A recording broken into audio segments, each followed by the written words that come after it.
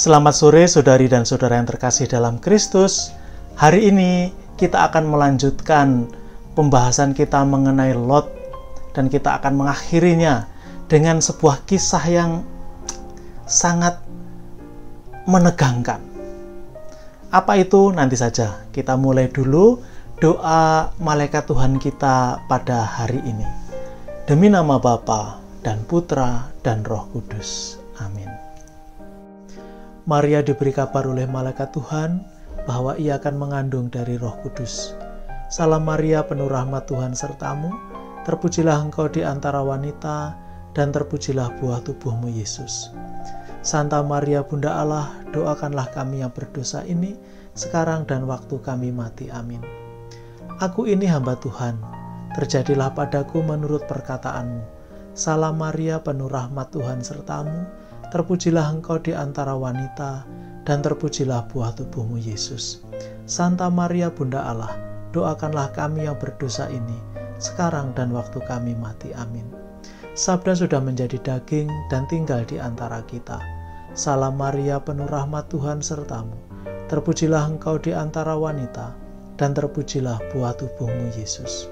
Santa Maria, Bunda Allah, doakanlah kami yang berdosa ini, sekarang dan waktu kami mati. Amin. Doakanlah kami ya Santa Bunda Allah, supaya kami dapat menikmati janji-janji Kristus. Marilah kita berdoa. Ya Allah, karena kabar malaikat kami mengetahui bahwa Yesus Kristus Putramu menjadi manusia, curahkanlah rahmat-Mu ke dalam hati kami, supaya karena sengsara dan salibnya, kami dibawa kepada kebangkitan yang mulia, sebab Dialah Tuhan dan pengantara kami. Amin. Saudari dan saudara yang terkasih, kemarin kita sudah melihat bagaimana Sodom dan Gomora diluluh lantakkan, ditunggang balikkan, dihancurkan, dan Lot diselamatkan. Dalam penutup cerita kemarin, ayat 29, kita tahu bahwa Lot diselamatkan karena Allah mengingat Abraham. Sekarang kita akan melanjutkan ceritanya. Dan pernyataan bahwa Lot diselamatkan karena Allah mengingat Abraham sepertinya dilupakan sama sekali. Cerita yang muncul bagaimana mereka mencoba menyelesaikan krisis yang ada, jauhlah dari campur tangan Tuhan. Apa maknanya, apa artinya, apa yang bisa kita renungkan, nanti akan kita lihat. Sekarang mari kita baca teksnya bersama-sama.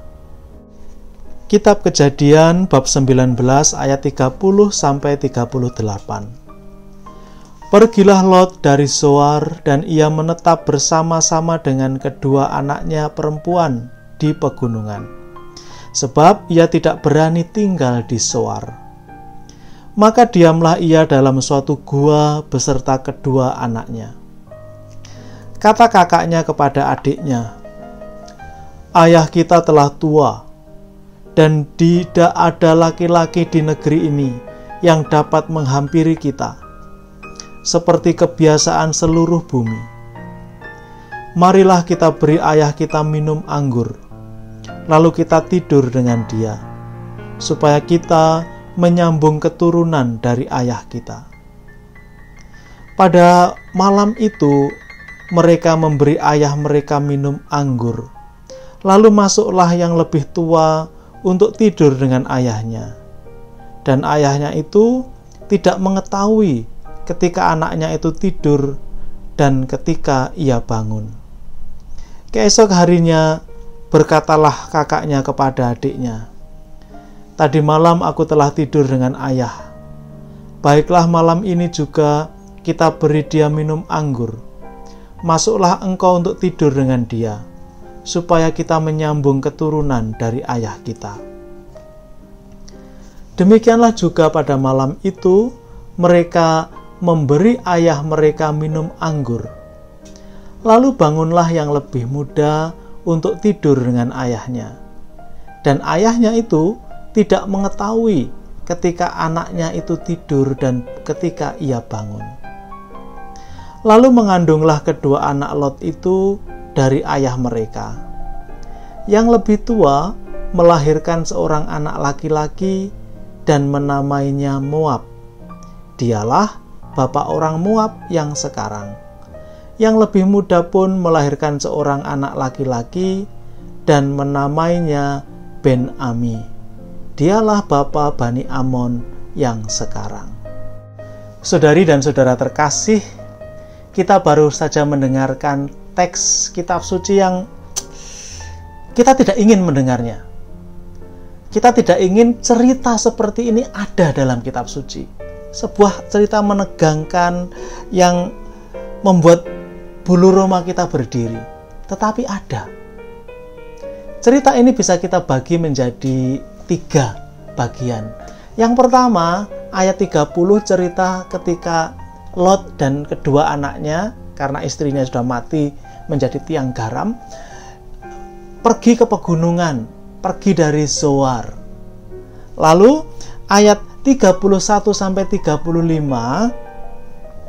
cerita mengenai bagaimana anak perempuan Lot berusaha mencari jalan keluar, menyelesaikan krisis yang sedang menghampiri mereka. Nah, kemudian ayat 36-38 berita mengenai kelahiran Moab dan Ben-Ami. Saudari dan saudara terkasih, cerita ini sebenarnya mirip dengan cerita Nuh dan anak-anaknya. Mereka dibuat mabuk atau juga mabuk, alasannya berbeda. Tetapi kejadiannya sama, yaitu setelah mereka selesai diselamatkan oleh Tuhan. Diselamatkan dari malapetaka yang begitu luar biasa. Nah, lalu dalam teks ini, coba Anda perhatikan tadi ya, anak perempuan Lot ini menyebut Lot ayah atau ayah kita itu sebanyak 5 kali. Seperti pengarang juga menulis ayahnya, ayah itu 5 kali juga. Ini hanya mau menceritakan bagaimana kisah ini ditulis dengan rasa yang luar biasa. Bukan sekedar cerita biasa, tapi juga memperhatikan rima, nada, agar cerita ini menjadi hidup dan menarik. Nah, sekarang mari kita menafsirkan teks ini. Bagian pertama yaitu Lot pindah dari Zoar ke pegunungan. Kemarin kita lihat bahwa Lot mengatakan kepada malaikat, bukankah kota itu kecil saja? Lalu kecil itu dalam banyak hal akan diberkati Tuhan, akan dilindungi, dijauhkan dari malapetaka. Sekarang Lot merasa kota itu karena kecil, masih dekat dengan sumber bahaya, mungkin tidak aman. Maka mereka memutuskan pindah ke pegunungan. Bukankah pegunungan itu yang sebenarnya diminta oleh malaikat? Jadi ketika mereka diminta pergi ke pegunungan, tapi Lot kan menawar, sebaiknya ke kota kecil saja. Sekarang mereka balik ke pegunungan. Pegunungan mana? Tidak disebut dan tidak dianggap penting. Yang penting adalah mereka pergi dan tinggal di sebuah gua. Nah, bagian kedua adalah ketika putri Lot ingin menyelesaikan persoalan yang mereka hadapi. Pada bagian ini, persoalan yang mereka hadapi adalah keturunan. Mereka melihat ada bahaya bahwa keluarga besar mereka tidak memiliki keturunan lagi. Habis ceritanya. Pertama, dikatakan karena ayahnya sudah tua, nggak mungkin lagi menikah. Yang kedua, tidak ada laki-laki di Zoar. Jangan bertanya, apa iya benar tidak ada laki-laki sama sekali yang bisa menjadi suami mereka? Ini tidak diceritakan, karena yang diceritakan sebenarnya adalah asal-usul bangsa Moab dan asal-usul bangsa Amon. Nah, harus diketahui mereka itu sering berselisih paham, Israel dengan Moab dan Amon. Lalu si kakak mengusulkan jalan keluar. Kalau usul ini disampaikan kepada ayahnya, pasti ditolak. Karena tidak ada orang waras yang mau menerima usul seperti ini. Usul yang tidak bermoral. Dan ini dilakukan di luar kesadaran Lot. Para saudara, jangan menilai nilai moral di dalam cerita ini. Karena cerita ini hanya mau menyajikan unsur penghinaan. Penghinaan kepada bangsa Moab dan Bani Amon. Jadi ini tidak ada kaitannya dengan moral. Ini hubungannya adalah dengan penghinaan bangsa Israel kepada bangsa Moab dan Bani Amon. Itu saja.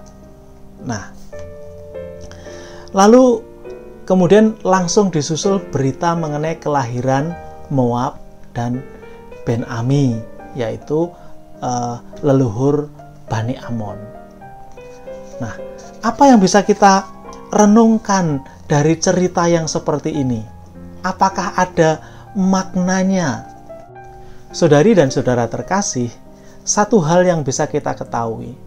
Tadi saya katakan, orang Israel dan orang Moab itu bermusuhan. Dengan Bani Amon berseteru. Mereka saling menghina. Cerita ini hanya soal penghinaan yang mereka tujukan kepada orang-orang Moab. Tidak ada penghinaan yang lebih keji dari cerita seperti ini. Nah, kita harus melihat sekarang, apakah ia tidak ada yang baik dari bangsa Moab? Ada yang baik. Kalau kita membaca cerita tentang Rut, Anda tahu Rut? Perempuan Moab, menantu dari Naomi. Naomi itu orang Israel. Karena mereka mengalami kekeringan di Israel, mereka pergi ke Moab. Mereka punya 2 anak laki-laki, lalu menikah dengan orang lokal. Nah, kemudian yang satu menikah dengan perempuan yang namanya Rut. Nah, Rut itu orang orang Moab. Lalu dari Rut kemudian lahirlah nanti Isai dan lahirlah Daud. Lalu kita lihat ketika kita membicarakan keturunan Yesus, dia bukan hanya murni dari Israel, tapi juga belok sedikit ke Moab.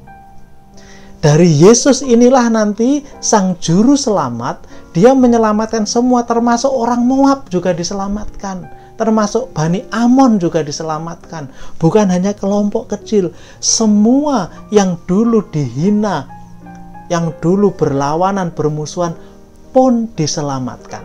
Ini yang harus kita catat. Yang kedua, tampilnya perempuan-perempuan yang menyelesaikan persoalan.